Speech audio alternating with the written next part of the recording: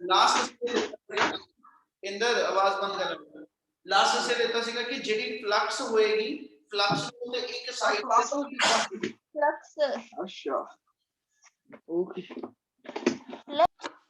ਸੋ ਆਪਾਂ ਲਾਸਟ ਤੇ ਲੈਤਾ ਸੀਗਾ ਕਿ ਜਿਹੜਾ ਫਲਕਸ ਦਾ ਫਾਰਮੂਲਾ ਇੱਕ ਪਾਸੇ ਤੋਂ ਅਸੀਂ ਨੂੰ ਲਿਖਿਆ ਸੀਗਾ ਕਿ ਵੀ E.ds ਹੁਣ ਅਗਲੇ ਵਰਡ ਸਮਝਣੇ ਸ਼ੁਰੂ ਕਰਿਓ E.ds ਲਵਾਂ ਤੇ ਇਹ ਫਲਕਸ ਦੀ ਸਮਾਲ ਵੈਲਿਊ ਆ ਯਾਨੀ ਇੱਕ ਸਮਾਲ ਸਰਫੇਸ ਦੇ ਅਕ੍ਰੋਸ ਤੁਸੀਂ ਜਦੋਂ ਫਲਕਸ ਮੇਜਰ ਕਰੋਗੇ ਤੇ ਉਹਦਾ ਦੀਆਂ ਸਾਰੀਆਂ ਸਮਾਲ ਸਰਫੇਸਿਸ ਦੀ ਜਿੰਨੀ ਟੋਟਲ ਫਲਕਸ ਆਏਗੀ ਉਹਨੂੰ ਅਸੀਂ ਕਿਹਾ ਸੀ ਕਲੋਜ਼ ਇੰਟੀਗ੍ਰੇਸ਼ਨ ਅਸੀਂ ਡਿਫਾਈਨ ਕਰਦੇ ਉਹ ਇਕੁਅਲ ਹੋਏਗੀ 1 by epsilon naught times the charge enclosed by the surface ਤੇ ਇਸ ਚੀਜ਼ ਨੂੰ ਪ੍ਰੂਵ ਕਰਨ ਵਾਸਤੇ ਆਪਾਂ ਕਰਾਂਗੇ ਇਹਦੀ ਲੈਫਟ ਹੈਂਡ ਸਾਈਡ ਤੋਂ ਵੈਲਿਊ ਬਣਾਉਣੀ ਸ਼ੁਰੂ ਕਰਾਂਗੇ ਤੇ ਰਾਈਟ ਹੈਂਡ ਸਾਈਡ ਦੇ ਬਰਾਬਰ ਇਹਨੂੰ ਆਪਾਂ ਮੈਥਮੈਟਿਕਲੀ ਪ੍ਰੂਵ ਕਰਨਾ ਇਸ ਲਈ ਇਹਨੂੰ ਸ਼ੁਰੂ ਕਰਦੇ ਹਾਂ ਆਪਣੇ ਕੋਲ ਐਸਐਚ ਜਿਹੜਾ ਰਿਜ਼ਲਟ ਪ੍ਰੂਵ ਕਰਨਾ ਠੀਕ ਹੈ ਉਹਦੇ ਉਸ ਰਿਜ਼ਲਟ ਨੂੰ ਡਿਵੈਲਪ ਕਰਨ ਲਈ ਸ਼ੁਰੂ ਤੋਂ ਕਰਿਆ ਮਤਲਬ ਕਿ ਜੇ ਮੰਨ ਲਓ ਮੇਰੇ ਕੋਲ ਐਸਐਚ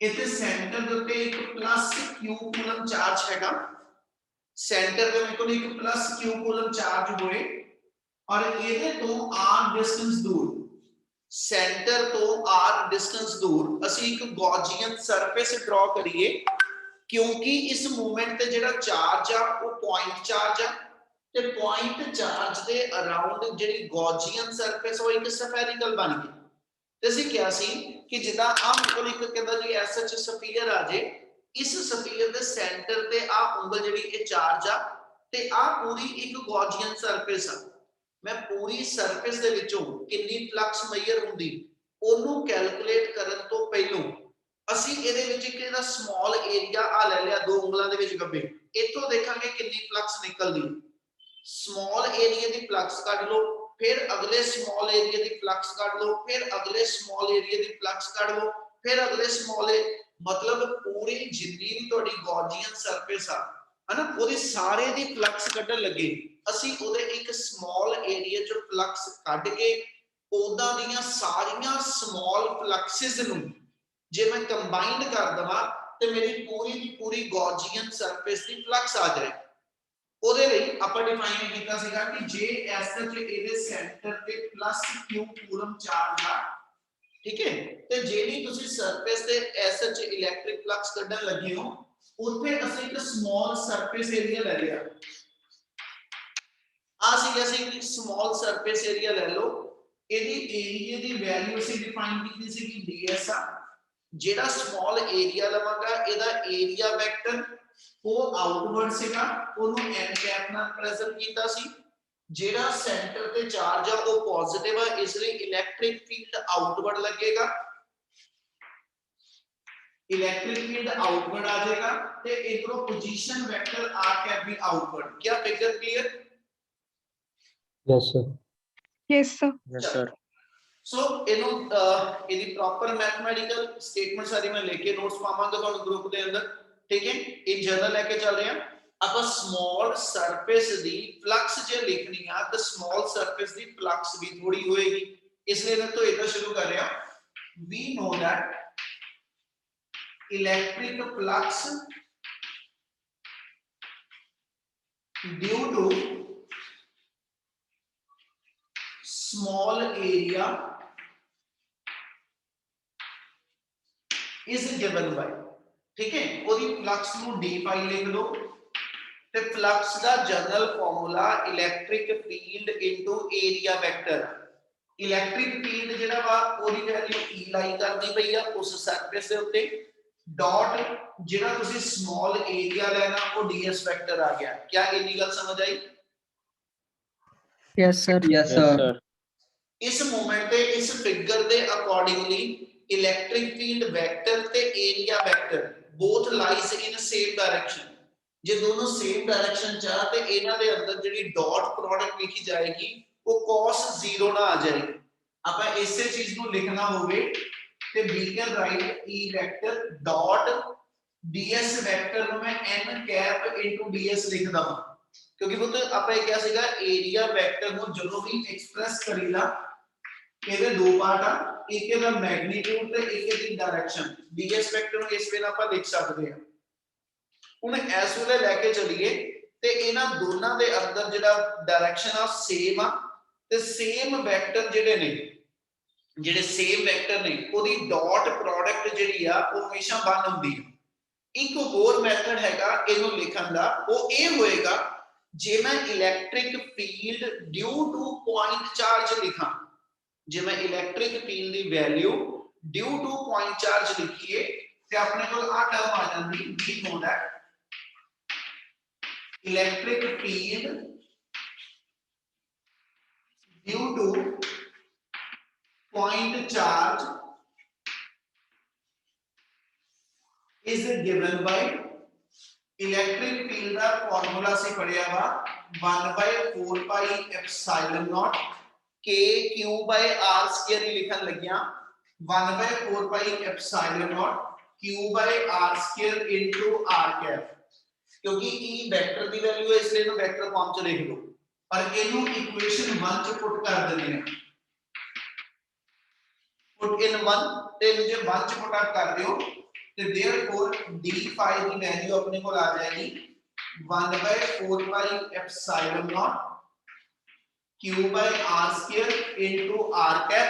ਇਹ ਸਾਰਾ ਕੁਝ e ਵੈਕਟਰ ਦੀ ਜਗ੍ਹਾ ਤੇ ਆ ਗਿਆ, ਇਹਦੀ ਡਾਟ ਅਸੀਂ ਨਾਲ n cap ਨਾਲ ਲਗਾ ਦਿਓ into ds। क्या आप सब क्लियर है? Yes, sir. ਹੁਣ ਆਪਾਂ ਆ ਇੱਕ ਚੀਜ਼ +1 ਚ ਪੜ੍ਹੀ ਸੀਗੀ i cap dot i cap j cap dot j cap, ਇਹਦੀ ਵੈਲਿਊ ਕਿੰਨੀ ਹੁੰਦੀ 1। ਜਦੋਂ ਦੋ ਯੂਨਿਟ ਵੈਕਟਰ ਸੇਮ ਡਾਇਰੈਕਸ਼ਨ ਚ ਹੋਣ, ਦੋਨੋਂ x ਐਕਸਿਸ ਤੇ ਹੋਣ, ਦੋਨੋਂ y ਤੇ ਹੋਣ ਜਾਂ ਦੋਨੋਂ z ਤੇ ਹੋਣ, ਤੇ ਉਹਦੀ ਡਾਟ ਪ੍ਰੋਡਕਟ ਹਮੇਸ਼ਾ 1 ਹੁੰਦੀ ਹੈ। इसलिए i cap dot i cap क्योंकि ये दोनों सेम डायरेक्शन च ਇਹਦੀ ਡਾਟ ਪ੍ਰੋਡਕਟ ਬਣਨਾ ਆਪਣੀ ਉਸ ਫਿਗਰ ਦੇ ਅਕੋਰਡਿੰਗਲੀ r cap ਤੇ n cap both lies in same direction, इसलिए ਇਹਨਾਂ ਦੋਨਾਂ ਦੀ ਡਾਟ ਪ੍ਰੋਡਕਟ ਦੀ ਵੈਲਿਊ 1 ਆ ਜਾਏਗੀ।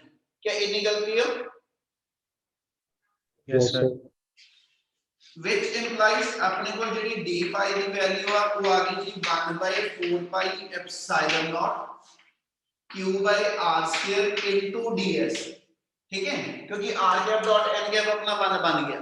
ਹੁਣ ਇਹ ਆਈ ਆ ਇਸ ਸਮਾਲ ਏਰੀਆ ਦੇ ਥਰੂ ਸਮਾਲ ਫਲਕਸ, ਹੈ ਨਾ, ਮਤਲਬ ਆ ਚਾਰਜ ਆ ਇੰਨੇ ਡਿਸਟੈਂਸ ਤੇ ਇੰਨੇ ਏਰੀਆ ਦੇ ਅਕ੍ਰੋਸ ਇਹਦੀ ਫਲਕਸ ਦੀ ਵੈਲਿਊ d phi ਆਈ, ਤੇ ਜੇ ਮੈਂ ਇਦਾਂ ਦੇ ਸਮਾਲ ਏਰੀਆ ਤੇ ਸਾਰੇ ਲਿੰਦਾ ਜਾਵਾਂ ਪੂਰੇ ਦੀ ਪੂਰੀ ਸਰਫੇਸ ਦੇ ਸਮਾਲ ਏਰੀਆ ਦੀ ਫਲਕਸ ਕੱਢੀ ਚੱਲਾਂ, ਤੇ ਫਿਰ ਅਸੀਂ ਕਹਿੰਦੇ ਫਲਕਸ ਸਕੇਲਰ ਕੁਆਂਟੀਟੀ ਆ, ਔਰ ਜਿੰਨੀਆਂ ਵੀ ਇਹ ਸਾਰੀਆਂ d phi ਦੀਆਂ ਵੈਲਿਊਜ਼ ਆਣਗੀਆਂ ਇਹਨਾਂ ਸਾਰਿਆਂ ਨੂੰ ਪਲੱਸ ਕਰ ਲਓ ਤੇ ਤੁਹਾਡੀ ਪੂਰੀ ਟੋਟਲ ਫਲਕਸ ਆ ਜਾਏਗੀ। ਇਸ ਲਈ ਜੇ ਨੈਕਸਟ ਲਾਈਨ ਤੇ ਆਪਾਂ ਟੋਟਲ ਫਲਕਸ ਕੱਢਣੀ ਆ, then to calculate total flux, ठीक है जी, to calculate total flux across Gaussian surface। Flux ਹਮੇਸ਼ਾ ਜਦੋਂ ਵੀ ਅਸੀਂ ਮੇਜਰ ਕਰਾਂਗੇ ਫਲੋ ਲਾਈਨਾਂ ਦਾ ਮੇਜਰ ਕਰਾਂਗੇ ਉਹ ਗੌਸੀਅਨ ਸਰਫੇਸ ਜੋ ਕਰਾਂਗੇ। To calculate total electric flux across Gaussian surface integrate equation 2, equation 2 ਨੂੰ ਇੰਟੀਗ੍ਰੇਟ ਕਰ ਦਿਓ। ਇੱਕ ਪਾਸੇ ਇੰਟੀਗ੍ਰੇਸ਼ਨ d phi ਦੀ ਹੋਗੀ, ठीक है जी, एक पास इंटीग्रेशन में को d phi भी आ जाएगी और दूसरे पास से इस इंटीग्रेशन में जो 1/4 pi एप्सिलॉन नॉट कांस्टेंट आ, q जो सेंटर पे चार्ज पे ओदी वैल्यू फिक्स आ, गॉसियन सरफेस सेंटर तो r डिस्टेंस ਤੇ ਡਰਾ ਕੀਤੀ यानी r ਫਿਕਸ ਹੈ, ਤੇ ਜਿਹੜੀ ਜਿਹੜੀ ਟਰਮ ਫਿਕਸ ਹੈਗੀ ਇਹਨੂੰ ਇੰਟੀਗ੍ਰੇਸ਼ਨ ਚੋਂ ਬਾਹਰ ਰੱਖ ਦਿਓ। ਜਿਹੜੀ ਤੁਸੀਂ ਸਮਾਲ ਸਰਫੇਸ ਲਿੱਤੀ ਆ ਇਹਦਾ ਏਰੀਆ ਇੱਥੇ ਜਿਹੜਾ ਵਾ ਇਹ 1 ਸੈਂਟੀਮੀਟਰ ਸਕੁਅਰ ਵੀ ਹੋ ਸਕਦਾ, 2 ਸੈਂਟੀਮੀਟਰ ਸਕੁਅਰ ਵੀ ਹੋ ਸਕਦਾ। ਇਹਦਾ ਮਤਲਬ ਜਿਹੜਾ ਵੇਰੀਏਬਲ ਆ ਉਹ ds ਆ ਬੇਟਾ, ਇਸ ਲਈ ਇੱਥੇ ਇੰਟੀਗ੍ਰੇਸ਼ਨ ds ਦੀ ਆ ਗਈ। ਔਰ ਕਿਉਂਕਿ ਫਲਕਸ ਹਮੇਸ਼ਾ ਕਲੋਜ਼ ਸਰਫੇਸ ਦੀ ਆ, ਇਸ ਲਈ ਇਹਦੇ ਉੱਤੇ ਇੰਟੀਗ੍ਰੇਸ਼ਨ ਦੇ ਉੱਤੇ ਕਲੋਜ਼ ਸਰਕਲ ਦਾ ਸਾਈਨ ਪਾ ਦਿਓ। ਕੀ ਗੱਲ ਸਮਝ ਆਈ? Yes, sir. Yes, sir. ਹੁਣ ds ਮੇਰੇ ਕੋਲ ਕੀ ਆ small surface area ਕਿਹਦਾ ਗੌਜੀਅਨ ਸਰਫੇਸ ਤੇ ਮੇਰੀ ਗੌਜੀਅਨ ਸਰਫੇਸ ਇਸ ਵੇਲੇ ਸਫੈਰਿਕਲ ਸ਼ੇਪ ਚ ਆ ਇਸ ਲਈ ਜਿਹੜੀ ਟੋਟਲ ਸਰਫੇਸ ਏਰੀਆ ਆਣਾ ਕਲੋਜ਼ ਸਰਫੇਸ ਦਾ ਉਹ ਐਸ ਸਫੀਅਰ ਦਾ ਏਰੀਆ ਆ ਜਾਏਗਾ therefore ਇਧਰੋਂ dy ਵਾਲੀ ਇੰਟੀਗ੍ਰੇਸ਼ਨ phi ਆ ਗਈ इधरों 1/4 pi epsilon naught q by r square into ds the surface area ਜਿਹੜਾ ਵਾ ਉਹ ਮੇਰੇ ਕੋਲ ਸਫੀਅਰ ਦਾ ਸਰਫੇਸ ਏਰੀਆ ਬਣ ਜਾਣਾ ਉਹਦੀ ਵੈਲਿਊ 4 pi r square ਆ ਜਾਏਗੀ ਜੇ ਇਹ ਤੋਂ ਚੱਲਾਂ ਤੇ 4 pi r square ਵਿੱਚੋਂ ਕੈਨਸਲ ਕਰ ਲਓ बेटा लिमिट लिखनी 0 टू s लिख दो 0 टू 4 pi r square लिख दो ये लिखी हुई है डायरेक्ट आप वैल्यू भर दे पे ओके सर जे हम इसको पाई कर दूंगा ते पाई की वैल्यू आ गई q by epsilon naught ठीक है एक पासे पाई की वैल्यू मेरी जेडी आ वो e dot ds आ गया और दूसरे पासे कैलकुलेशन करके ओदी value q by epsilon naught आ गई एक फर्क आया ਆਪਾਂ ਪਿੱਛੇ ਜਦੋਂ ਸਟੇਟਮੈਂਟ ਦਿੱਤੀ ਕੈਪੀਟਲ Q ਸੀਗਾ ਇਹ ਚ ਸਮਾਲ q ਆ ਉਹ ਸਿਰਫ ਇਹ ਫਰਕ ਕਰਨ ਲੱਗਿਆ ਜੇ ਇਹਦੇ ਅੰਦਰ ਅਸੀਂ ਮੰਨੀਏ ਕਿ ਇਸ ਗੌਜੀਅਨ ਸਰਫੇਸ ਦੇ ਅੰਦਰ ਇੱਕ ਚਾਰਜ ਨਾ ਹੋ ਕੇ ਮਲਟੀਪਲ ਚਾਰजेस ਪਏ q1 ਚਾਰਜ ਆ q2 ਚਾਰਜ ਆ qn ਚਾਰजेस ਆ ਹਰ ਚਾਰਜ ਦੀ ਅਸੀਂ ਵੱਖਰੀ ਵੱਖਰੀ ਫਲਕਸ ਕੱਢ ਲਾਂਗੇ ਤੇ ਕਿਉਂਕਿ ਫਲਕਸ ਸਕੇਲਰ ਆ ਇਸ ਲਈ ਜਿੰਨੀ ਚਾਰजेस ਦੀ ਫਲਕਸਸ ਦੀਆਂ ਵੈਲਿਊਜ਼ ਆਣਗੀਆਂ ਉਹਨਾਂ ਸਾਰਿਆਂ ਨੂੰ ਐਡ ਕਰ ਦੋ ਤੇ ਟੋਟਲ ਇਲੈਕਟ੍ਰਿਕ ਫਲਕਸ ਆ ਜਾਏਗੀ ਕੀ ਆ ਲਾਈਨ ਸਮਝ ਲੱਗੀ Yes, sir. Yes, sir. ਜੇ ਮੈਥਮੈਟਿਕਲੀ ਲਿਖਾਂ ਤੇ ਆਗਾ ਇਦਾਂ ਕਹਿ ਰਿਹਾ if q1 q2 up to qn be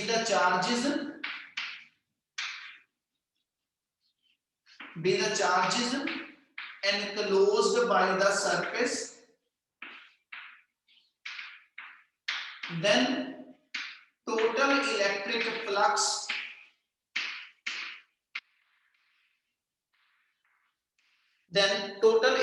flux is phi equal to ठीक है जे हुन ਇਹਦੇ ਵਿੱਚੋਂ ਦੇਖਾਂ ਤੇ phi equal to ਆ ਜਾਏਗਾ ਇਥੋਂ ਜਿਹੜਾ ਮੇਰੇ ਕੋਲ ਟਰਮ ਚੱਲੇਗੀ ਉਹਦੇ ਚ phi equal to q1 by epsilon naught q2 by epsilon naught यानी हर चार्ज ਦੀ सेपरेट फ्लक्स लिखी चलो जिन्नी जिन्नी ਇਹਨਾਂ ਸਾਰਿਆਂ ਦੀ ਵੈਲਿਊਜ਼ ਆਏਗੀ ਹਨਾ ਇਹਨਾਂ ਸਾਰਿਆਂ ਦੀ ਫਲਕਸ ਨੂੰ ਐਡ ਕਰ ਦੋ ਜੇ ਪੋਜ਼ਿਟਿਵ ਚਾਰਜ ਆ ਤੇ ਉਹ ਫਲਕਸ ਪੋਜ਼ਿਟਿਵ ਆਜੂ ਜੇ ਕੋਈ 네ਗੇਟਿਵ ਚਾਰਜ ਹੋਏਗਾ ਤੇ ਉਹ ਫਲਕਸ 네ਗੇਟਿਵ ਆ मतलब जे पॉजिटिव चार्ज है तो फ्लो इलेक्ट्रिक लाइना दा सरफेस तो बार-बार निकलेगा जे नेगेटिव चार्ज होएगा तो इलेक्ट्रिक लाइना दा फ्लो अंदर ਨੂੰ ਹੋਏਗਾ ਤੇ ਇਹਨਾਂ ਚੋਂ ਜਿੰਨੀ ਫਲਕਸ ਦੀ ਵੈਲਿਊ ਆ ਗਈ ਜੇ ਇਹਦਾ ਟੋਟਲ ਕੱਢ ਲਈਏ ਤੇ 1 by epsilon naught into q1 plus q2 up to qn यानी जिन्ने भी ਤੁਹਾਡੇ ਸਿਸਟਮ ਦੇ ਅੰਦਰ ਚਾਰजेस ਨੇ ਉਹ ਸਾਰਿਆਂ ਨੂੰ ਪਲੱਸ ਕਰਕੇ ਟੋਟਲ ਚਾਰਜ ਕੱਢ ਲਓ ਜਿਹੜਾ ਗੌਜੀਅਨ ਸਰਫੇਸ ਨੇ ਇਨਕਲੋਜ਼ ਕੀਤਾ ਹਨਾ that will give the energy total flux यानी phi the formula q by epsilon naught ਆ ਜੂ where ਅਸੀਂ q ਜਿਹੜਾ ਵਾ ਉਹ q1 plus q2 up to last qn ਨੂੰ ਕਹਿੰਦੇ ਪਏ ਤੇ ਆ ਮੇਰੇ ਕੋਲ ਜਿਹੜੀ ਫਲਕਸ ਦੀ ਜਿਹੜੀ ਵੈਲਿਊ ਆ ਉਹ ਐਸ ਪ੍ਰੂਵ ਹੋ ਜਾਏਗੀ क्या इतना क्लियर ਜੇ ਆਪਾਂ ਕੰਡੀਸ਼ਨ ਲਈਏ ਦੇ ਅੰਦਰ if flux passing through a closed surface is 0 does it always mean कि system does not enclose any charge ਜੇ ਫਲਕਸ ਦੀ ਵੈਲਿਊ ਮੇਰੇ ਕੋਲ ਐਸਾ ਕਿਸੇ ਗੌਜੀਅਨ ਸਰਫੇਸ ਦੇ ਥਰੂ 0 ਆਉਂਦੀ ਹੋਵੇ क्या ਉਹਦਾ ਮਤਲਬ ਇਹ ਕੱਢੀਏ ਕਿ ਵੀ ਉੱਥੇ ਕੋਈ ਚਾਰਜ ਇਨਕਲੋਜ਼ ਨਹੀਂ ਕਹਿੰਦਾ ਜੀ ਨਹੀਂ ਇਹ ਜ਼ਰੂਰੀ ਨਹੀਂ ਹੋਏਗਾ ਜੇ ਸਿਸਟਮ ਨੇ ਆਪਣੇ ਆਪ ਚ ਇੱਕ ਡਾਈਪੋਲ ਇਨਕਲੋਜ਼ ਕੀਤਾ ਹੋਵੇ ਡਾਈਪੋਲ ਕਿਹਾ ਸੀ system of two equal and opposite charge ਜੇ ਮੇਰੇ ਸਿਸਟਮ ਦੇ ਅੰਦਰ ਯਾਨੀ ਗੌਜੀਅਨ ਸਰਫੇਸ ਦੇ ਅੰਦਰ ਦੋ ਚਾਰਜ ਆ ਜਾਣ ਇੱਕ ਜਿੰਨਾ ਪੋਜ਼ਿਟਿਵ ਦੂਜਾ ਉਨਾ ਹੀ 네ਗੇਟਿਵ ठीक है मतलब आ चीज आ जाए कि आ गॉसियन सरफेस आ ते ਇਹਦੇ ਅੰਦਰ ਇੱਕ ਡਾਈਪੋਲ ਰੱਖ ਦਵਾਂ ਇੱਕ ਪਲੱਸ q ਇੱਕ ਮਾਈਨਸ q ਪੋਜ਼ਿਟਿਵ ਚਾਰਜ ਤੋਂ ਫਲੋ ਆਊਟਵਰਡ ਨਿਕਲਦਾ 네ਗੇਟਿਵ ਚਾਰਜ ਤੋਂ ਫਲੋ ਇਨਵਰਡ ਆਂਦਾ ਇਹਦਾ ਮਤਲਬ ਹੈ ਕਿ ਜਿੰਨੀ ਆਊਟਵਰਡ ਫਲਕਸ ਹੋਏਗੀ ਜੇ ਉਨੀ ਇਨਵਰਡ ਫਲਕਸ ਹੋਈ ਤੇ ਰਿਜ਼ਲਟੈਂਟ ਫਲਕਸ ਜਾਂ ਟੋਟਲ ਫਲਕਸ ਜ਼ੀਰੋ ਹੋਏਗੀ। Yes, sir. Yes, Yes, sir. sir. Yes, sir. ਇਹਦਾ ਮਤਲਬ ਆਪਾਂ ਜਿਹੜੀ ਸਟੇਟਮੈਂਟ ਕਹਿ ਰਹੇ ਹਾਂ ਕਿ ਪਾਈ ਦਾ ਫਾਰਮੂਲਾ ਆਪਣੇ ਕੋਲ ਆ ਗਿਆ E dot ds equal to q by epsilon naught। और जे मैं ये लिखा कि फ्लक्स जीरो आ गई तो कहना पुत्र जीरो का मतलब ये नहीं कि सिस्टम ने कोई चार्ज एनक्लोज नहीं किया, सिस्टम ने नेट चार्ज जीरो लेता। ਇਹਦਾ ਜਿੰਨਾ ਉਹਦੇ ਅੰਦਰ ਪੋਜ਼ਿਟਿਵ ਚਾਰਜ ਇਨਕਲੋਜ਼ ਹੋਏਗਾ ਉਨਾ ਹੀ ਉਹਦੇ ਅੰਦਰ 네ਗੇਟਿਵ ਚਾਰਜ ਹੋਏਗਾ, ਇਸ ਲਈ ਉਹਦੀ ਰਿਜ਼ਲਟੈਂਟ ਫਲਕਸ ਜ਼ੀਰੋ ਆਏਗੀ। ਇਟ ਮੀਨਸ ਸਿਸਟਮ ਇਨਕਲੋਜ਼ਸ ਅ ਡਾਈਪੋਲ। ਠੀਕ ਹੈ, ਇਹਨੂੰ ਸਿੰਬੋਲਿਕਲੀ ਸ਼ੋ ਕਰਨਾ ਤੇ ਆਪਾਂ ਆ ਇਦਾਂ ਦਿਖਾ ਦਿੰਦੇ ਕਿ ਜੇ ਮੰਨ ਲਓ ਆ ਲਾਈਨਾਂ ਇਦਾਂ ਲਗਾਣਾ, ਇਹਦਾ ਮਤਲਬ ਇਹ ਹੋ ਗਿਆ ਜਿੰਨੀ ਇਸ ਵੇਲੇ, ਠੀਕ ਹੈ ਜੀ, ਇਸ ਗੌਸੀਅਨ ਸਰਫੇਸ ਦੇ ਅੰਦਰ ਜਿੰਨੀ ਇਨਵਰਡ ਫਲਕਸ ਆਂਦੀ ਪਈ ਆ ਤੇ ਜੇ ਓਨੀ ਹੀ ਆਊਟਵਰਡ ਫਲਕਸ ਨਿਕਲਦੀ ਹੋਵੇ ਤੇ ਇਸ ਸਰਫੇਸ ਦੇ ਅੰਦਰ ਜਿਹੜੀ ਰਿਜ਼ਲਟੈਂਟ ਫਲਕਸ ਆ ਉਹ ਜ਼ੀਰੋ। ਕਲੀਅਰ ਆ? Yes, sir. Yes, sir. ਆਪਾਂ ਕਿਹਾ ਸੀ ਕਿ ਫਲਕਸ ਦੀ ਵੈਲਿਊ ਦੋ ਚੀਜ਼ਾਂ ਤੇ ਡਿਪੈਂਡੈਂਟ ਆ, ਇੱਕ ਚਾਰਜ ਇਨਕਲੋਜ਼ ਕਿੰਨਾ ਤੇ ਸੈਕਿੰਡ ਚਾਰਜ ਤੋਂ ਲੈ ਕੇ ਗੌਸੀਅਨ ਸਰਫੇਸ ਦੇ ਇਨ ਬਿਟਵੀਨ ਜਿਹੜਾ ਆਰ ਡਿਸਟੈਂਸ ਆ ਹਨਾ, ਇਸ ਸਾਰੀ ਥਾਂ ਤੇ ਮੀਡੀਅਮ ਕਿਹੜਾ। ਜੇ ਉਹ 에ਅਰ ਮੀਡੀਅਮ ਆ ਤੇ ਫਿਰ ਫਲਕਸ ਦਾ ਫਾਰਮੂਲਾ 1/ε ਨॉट ਟਾਈਮ ਚਾਰਜ ਆ।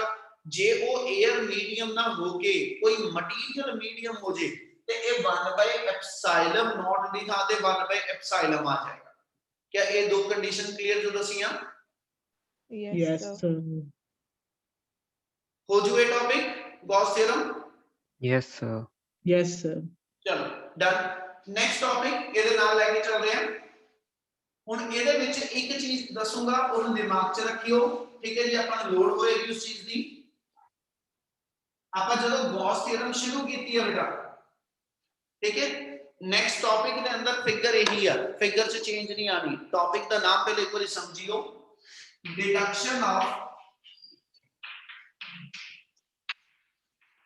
Deduction of Coulomb's law using Gauss theorem.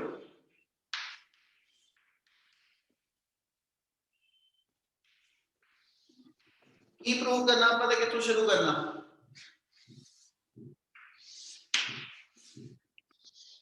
केड़ा लॉ ड्राइव करना जी अपन? Coulomb's law. Coulomb's law. Coulomb's law का की फार्मूला सीगा? F is equal to K Q1 Q2 over R square. K Q1 Q2 by R square। Electric field कौन लगांदा? Source charge. Charge. किहदे ऊपर लगदा? Test charge. Charge. कह रहे हैं कि O पॉइंट पे चार्ज आ जेड़ा इलेक्ट्रिक फील्ड बनांदा पिया ते आ Q मेरा सोर्स चार्ज आ। Yes. Yes, sir. Yes, sir. इस चार्ज दा इलेक्ट्रिक फील्ड मेजर कीता, कितने मेजर कीता सी इधर जाके? इस फिगर च इस चार्ज दा इलेक्ट्रिक फील्ड किथे मेजर कीता जा रहा है जाके? सरफेस से sir Sir, surface Outside of the surface. Surface से, यानी आ जेड़ा P पॉइंट होएगा, इथे मैं मान लेना मेरे को कोई P पॉइंट आ, ਇਹਦਾ ਮਤਲਬ ਇਸ ਸੋਰਸ ਚਾਰਜ ਦਾ ਇਲੈਕਟ੍ਰਿਕ ਫੀਲਡ ਇੱਥੇ ਮੈਂ ਐਸਐਚ ਐਕਸਪੀਰੀਅੰਸ ਕਰਦਾ ਪਿਆ, ਇਲੈਕਟ੍ਰਿਕ ਫੀਲਡ ਲੱਗਦਾ ਕਿਹਦੇ ਉੱਤੇ ਆ? test charge. Test charge ਤੇ। ਇਹਦਾ ਮਤਲਬ ਇਸ P ਪੁਆਇੰਟ ਤੇ ਕੋਈ ਨਾ ਕੋਈ ਟੈਸਟ ਚਾਰਜ ਪਿਆ ਹੋਊਗਾ। Yes, sir. sir. Yes, sir. ਮਤਲਬ ਇਹਦਾ ਇਲੈਕਟ੍ਰਿਕ ਫੀਲਡ ਇੱਥੇ ਮੈਂ ਜਦੋਂ ਕੈਲਕੂਲੇਟ ਕਰਨਾ ਤੇ ਜੇ ਉਸ ਇਲੈਕਟ੍ਰਿਕ ਫੀਲਡ ਦੇ ਬੇਸ ਤੇ ਮੈਂ ਫੋਰਸ ਲਿਖਣੀ ਹੋਵੇ ਜਿਹੜੀ ਸੋਰਸ ਚਾਰਜ ਨੇ ਟੈਸਟ ਚਾਰਜ ਤੇ ਲਗਾਈ ਆ ਤੇ ਇਹਦਾ ਮਤਲਬ ਮੇਰਾ ਕੂਲਮਸ ਲਾਅ ਬਣਨਾ। ਹੁਣ ਇੱਕ ਚੀਜ਼ ਦਿਮਾਗ 'ਚ ਲੈ ਕੇ ਆਓ, ਜੋ ਦੱਸਣ ਲੱਗਿਆ ਤੁਹਾਨੂੰ ਪੇਪਰ 'ਚ ਕੁਐਸਚਨ ਆ ਗਿਆ derive Gauss theorem using Coulomb law, ਤੇ ਅਸੀਂ ਇਹ ਸੋਚੀਏ ਕਿ ਵੀ ਅਸੀਂ ਗੌਸ ਥਿਓਰਮ ਦਾ ਪ੍ਰੂਫ ਤਾਂ ਕੀਤਾ ਪਰ ਉਹ ਕੂਲਮਸ ਲਾਅ ਤੋਂ ਸ਼ੁਰੂ ਹੀ ਨਹੀਂ ਸੀ। ਪਰ ਉਹ ਉੱਤੇ ਆਪਾਂ ਇੱਕ ਗਲਤ ਸੋਚ ਬਣਾਵਾਂਗੇ, ਜਿਹੜਾ ਗੌਸ ਥਿਓਰਮ ਤੁਸੀਂ ਹੁਣੀ ਪ੍ਰੂਵ ਕੀਤੀ ਹੈ ਨਾ, ਇਹਦਾ ਸਟਾਰਟ ਕੂਲਮਸ ਲਾਅ। ਕਿੱਥੋਂ ਕੀ ਗੱਲ ਮੈਂ ਇਹ ਆਪਾਂ ਉਹਨੂੰ ਸਟਾਰਟ ਇਥੋਂ ਦਿੱਤਾ ਸੀ, electric field due to point charge. ਆਪਾਂ ਕਹਿੰਦੇ ਜੀ ਜੇ ਇੱਕ ਪੁਆਇੰਟ ਚਾਰਜ ਦਾ ਮੈਂ ਇਲੈਕਟ੍ਰਿਕ ਫੀਲਡ ਮੇਜਰ ਕਰਾਂ ਤੇ ਉਹਦਾ ਫਾਰਮੂਲਾ ਸੀਗਾ KQ/R²। ਆਈ ਆਪਣਾ ਸਟਾਰਟ ਸੀਗਾ ਟੌਪਿਕ ਦਾ। Yes, sir. Yes, sir. ਹੁਣ ਇਥੋਂ ਸ਼ੁਰੂ ਹੋਏ ਸੀਗੇ, ਇਥੋਂ ਸ਼ੁਰੂ ਹੋ ਕੇ ਗੌਸ ਥਿਓਰਮ ਬਣਾ ਦਿੱਤੀ, ਹੁਣ ਪੁੱਠਾ ਕਰਨ ਲੱਗੇ ਆ ਸਾਰੇ ਹੀ ਉਹ ਸਟੈਪ ਸਿਰਫ ਪੁੱਠੇ ਹੋ ਜਾਣ। ਹੁਣ ਆਪਾਂ ਗੌਸ ਥਿਓਰਮ ਦੀ ਸਟੇਟਮੈਂਟ ਤੋਂ ਸ਼ੁਰੂ ਕਰਾਂਗੇ ਤੇ ਆ ਇਲੈਕਟ੍ਰਿਕ ਫੀਲਡ ਦਾ ਫਾਰਮੂਲਾ ਡਰਾਈਵ ਕਰ ਦੋ। ਜਦੋਂ ਇਲੈਕਟ੍ਰਿਕ ਫੀਲਡ ਦਾ ਫਾਰਮੂਲਾ ਡਰਾਈਵ ਹੋ ਗਿਆ ਤੇ ਇਲੈਕਟ੍ਰਿਕ ਫੀਲਡ ਦਾ ਦੂਜੇ ਪਾਸੇ ਫਾਰਮੂਲਾ ਫੋਰਸ ਬਾਈ ਟੈਸਟ ਚਾਰਜ ਆ। ਜਿਵੇਂ ਆ ਦੋਨੋਂ ਇਲੈਕਟ੍ਰਿਕ ਫੀਲਡ ਦੇ ਫਾਰਮੂਲੇ ਇਕੁਏਟ ਕਰਕੇ F ਕੱਢ ਦਵਾਂ ਤੇ ਮੇਰਾ ਕੂਲਮ ਲॉ ਬਣ ਗਿਆ। ਕੀ ਗੱਲ ਸਮਝ? Yes, sir. Yes, sir. ਇਸ ਲਈ ਟੌਪਿਕ 'ਚ ਕੁਝ ਨਹੀਂ ਔਖਾ ਬੇਟਾ, ਸਿਰਫ ਆਪਣਾ ਐਸਐਚਓ ਨੂੰ ਇੰਨਾ ਧਿਆਨ ਨਾਲ ਸਮਝਾਂਗੇ ਕਿ ਵੀ ਆਪਾਂ ਗੌਸ ਥਿਓਰਮ ਤੋਂ ਕੂਲਮਸ ਲॉ ਤੇ ਕੂਲਮਸ ਲॉ ਤੋਂ ਗੌਸ ਥਿਓਰਮ ਦੋਨੋਂ ਡਰਾਈਵ ਕਰਦੇ। ਹੁਣ ਇਹਨੂੰ ਸ਼ੁਰੂ ਕਰਨਾ, ਹੁਣ ਇਹ ਜੀ ਯੂਜ਼ਿੰਗ ਗੌਸ ਥਿਓਰਮ, ਤੇ ਸਭ ਤੋਂ ਪਹਿਲਾਂ ਜਦੋਂ ਗੌਸ ਥਿਓਰਮ ਲਗਾਣੀ ਉਹਦਾ ਫਾਰਮੂਲਾ ਲਿਖੋ। we know that according to Gauss theorem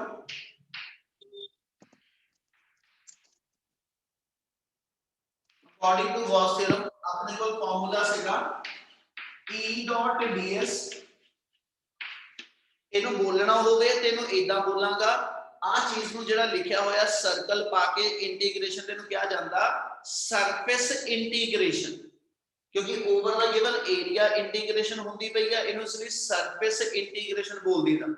surface integration of electric field over a given area is equal to Q by epsilon naught। ठीक है, ਹੁਣ ਆਹੀ ਫਿਗਰ ਫੇਰ ਆ ਗੌਸੀਅਨ ਸਰਫੇਸ ਵਾਲੀ। ਇਸ ਫਿਗਰ ਦੇ ਅੰਦਰ ਆਪਾਂ ਜਦੋਂ ਵੀ ਡਰਾਈਵ ਕਰਨਾ, ਕੋਈ ਗੱਲ ਸਮਝਿਓ ਤੇ ਮੈਂ ਜੋ ਦੱਸਣ ਲੱਗਿਆ, ਅਗਲੇ ਆਪਣੇ 2 ਜਾਂ 3 ਟੌਪਿਕ ਜਿਹੜੇ ਨੇ ਉਹਨਾਂ 'ਚ ਗੌਸ ਥਿਓਰਮ ਦੀਆਂ ਐਪਲੀਕੇਸ਼ਨ ਆ ਵੀ ਗੌਸ ਥਿਓਰਮ ਦੀ ਇੱਕ ਐਪਲੀਕੇਸ਼ਨ।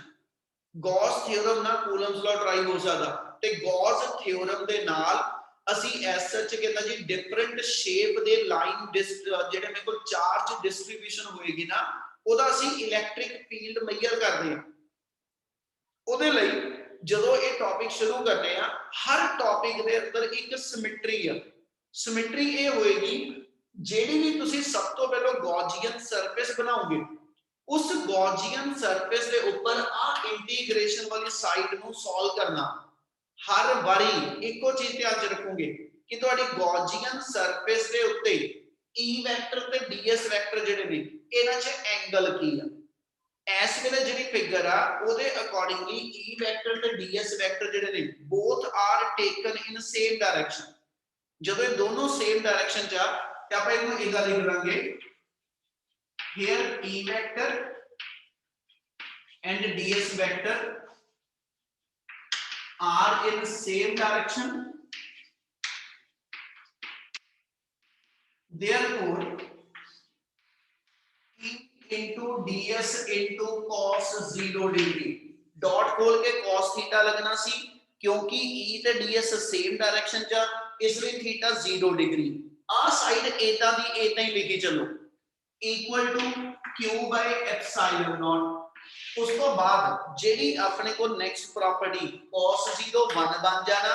दूजा वर्ड गॉसियन सरफेस से हमेशा इलेक्ट्रिक फील्ड कांस्टेंट हुंदा, यानी इस इंटीग्रेशन दे अंदरों E कांस्टेंट आ ते कांस्टेंट टर्म इंटीग्रेशन जो बाहर काट ली दी है। देयरफॉर नेक्स्ट लाइन के अंदर लिखा E बाहर आ गया, E बाहर आ गया, cos 0 1 बन गया, इंटीग्रेशन चले ds दी रह गई equal to Q by epsilon naught। ਹੁਣ ਗੌਸੀਅਨ ਸਰਫੇਸ ਦੀ ਇੰਟੀਗ੍ਰੇਸ਼ਨ ਕਰਾਂ ਤੇ ਉਹ ਸਫੈਰਿਕਲ ਸ਼ੇਪ ਚ ਆ ਤੇ ਸਫੀਅਰ ਦਾ surface area 4 pi r square ਆ, यानी E into 4 pi r square equal to आ गया Q by epsilon naught। ਅਸੀਂ ਪਹੁੰਚਣਾ ਕੂਲਮਸ ਲਾਅ ਤੇ, ਉੱਥੇ ਤੱਕ ਪਹੁੰਚਣ ਲਈ ਇਲੈਕਟ੍ਰਿਕ ਫੀਲਡ ਪਹਿਲਾਂ ਚਾਹੀਦਾ, ਇਥੋਂ E ਕੱਢ ਦਿਓ। therefore इलेक्ट्रिक फील्ड की वैल्यू आ गई 1 by 4 pi epsilon naught Q by r square।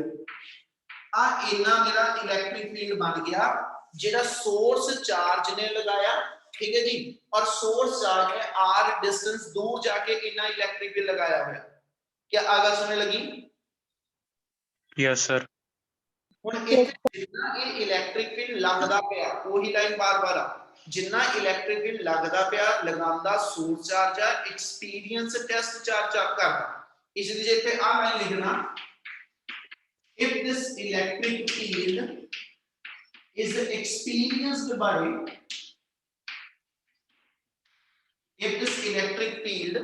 experienced by test charge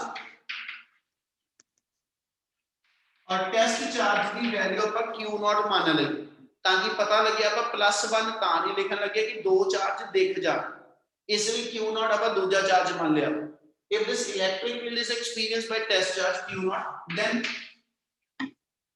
force acting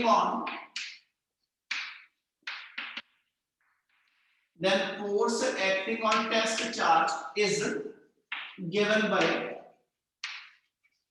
ਇਹਦੇ ਬੇਸ ਦੇ ਉੱਤੇ ਫਿਰ ਫੋਰਸ ਕੱਢ ਦਿਓ ਤੇ F ਦਾ ਫਾਰਮੂਲਾ ਆ ਜਾਏਗਾ Q naught into E ਦੀ ਜਿੰਨੀ ਵੈਲਿਊ ਬਣੀ ਉਹ ਇੱਥੇ ਪੁੱਟ ਕਰ ਦਿਓ देयरफॉर ਆਪਣੇ ਕੋਲ ਫੋਰਸ ਦਾ ਫਾਰਮੂਲਾ ਆ ਗਿਆ 1/4 pi epsilon naught ਆਹੀ ਸਾਰਾ ਕੁਝ ਲਿਖ ਰਿਹਾ Q into Q naught over R square ਆ ਮੇਰੇ ਕੋਲ ਜਿਹੜੀ ਵੈਲਿਊ ਬਣ ਗਈ ਠੀਕ ਹੈ ਦੈਟਸ ਦਾ ਕਹਿੰਦਾ ਜੀ ਕੂਲਮਸ ਲਾ ਆ ਮੇਰੇ ਕੋਲ ਕੂਲਮਸ ਲਾ ਡਰਾਈਵ ਹੋਇਆ ਸਟਾਰਟ ਅਸੀਂ ਕਿਤੋਂ ਕੀਤਾ ਗੌਸ ਥਿਅਰਮ क्या इतनी गल समझ आई